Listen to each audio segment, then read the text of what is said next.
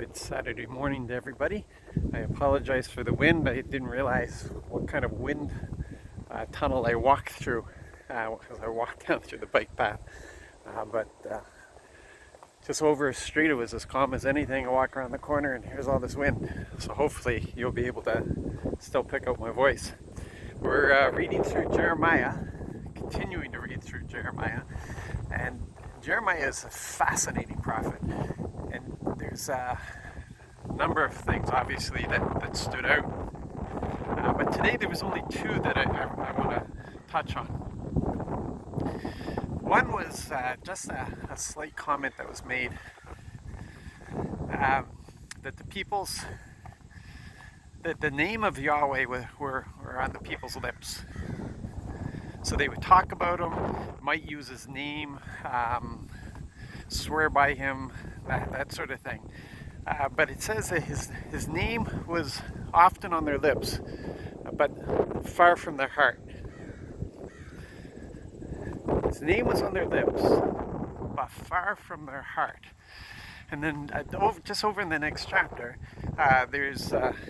he talks about how he had designed them. His purpose for them was to be like undergarments. So underwear, he's comparing Judah to underwear. But this is the type of intimate relationship that he had designed them for. That closeness, so that they would cling to him. But he had Jeremiah wear these undergarments for so long so that they were filthy, and then stick them under a rock in a river for a lengthy period of time, and they had them go back, and they were useless. And that's what he said, that even though he had designed them to cling to him, they had become useless. So they no longer met their design. When something no longer meets its design, we in our throwaway society throw it away. But again, here he is. He's given this judgment that he's about to cast them away. But after he casts them away, he'll bring them back. So it's not a judgment without hope. That there is hope here. But the thing I hate to be negative about anything, but we have to examine ourselves. So let's just deal with ourselves instead of the whole church. When we look at this, so often we can fall into the trap, and it's easy in our society to do this. We can fall into the trap of where we go into church, we worship, we sing the songs. Absent-mindedly, sometimes we sing the songs. We sing the songs of praise and worship. We recognize the importance of praise and worship, but we don't live an attitude of praise and worship. It's something that we do for a period of time, but we don't understand this is an attitude. It's an attitude that we live all the time. It's who we are. We are the worshipers of Yahweh. We worship him all the time. We praise him all the time. We give thanksgiving. And it's not an absent-minded thing. It's a heartfelt thing. Because he has to.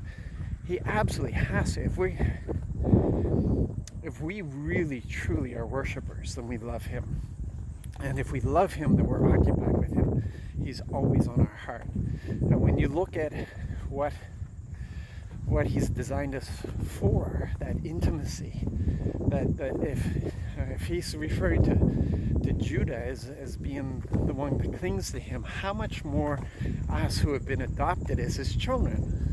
Because Israel was not adopted as his children. Adoption is only through Jesus Christ. And so this is his desire for us. It's that focus. We lack focus when it comes to our Father.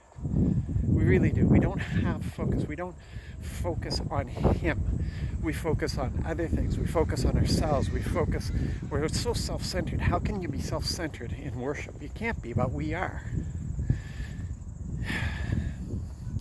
We focus on ourselves. We focus on circumstances and how circumstances affect us. We focus on relationships and how relationships affect us. We focus on things that affect us instead of resting in that place of peace and joy.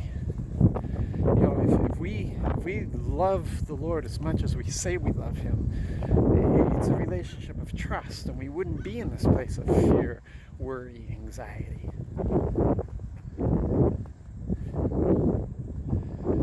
There just is a lack of focus in us.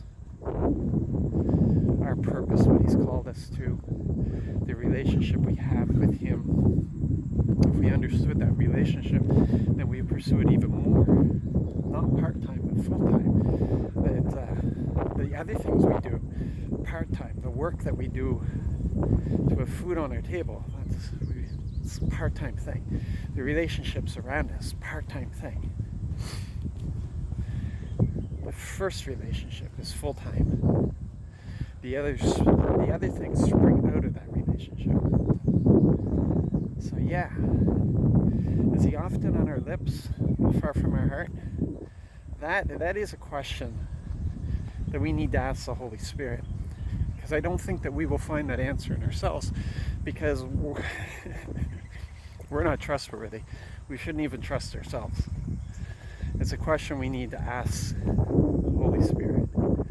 Am I one who has the name of Jesus often on my lips, but far from my heart?